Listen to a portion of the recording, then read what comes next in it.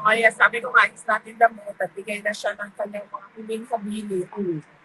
Sabi niya, kung saan daw siya mamatay, doon daw siya i-cremate. Oh, Okay, so sabi niya, Nakakalungkot naman yan. Oo. opo. sabi niya, kung mamatay daw siya dito sa Netherlands, huwag na daw iuwi yung kanya katawan sa Pilipinas. Ipa-cremate lang daw siya dito yung ashes daw. Yung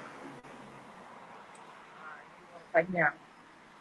And then, sabi ko, discuss na lang natin sa susunod kasi hindi ako pro-cremation. Hindi ako pro-cremation. Tapos siya, pro-cremation siya. And then sabi ko sa kanya, so anong mangyayari dito kung kunwari hindi namin sundin yung ano mo, matigil mo na i-cremate ka. Sabi ko, ilibing na namin dito sa tabi ng tatay mo. Babalik ka ba? Sabi ko, babalik ka ba? Sabi niya, well, hindi naman, pero pag-isipan ko, kung pumultuhin kita o hindi. So, yun yung discussion na yun. How did you feel po nang nagganyan si Tatay Digong? Kami, nalulungkot ngayon. Yeah. Daming gusto na umiyak. Yeah. Well, natural din naman na siguro yung sa 8 years old, no? Na mag-isip na ganon.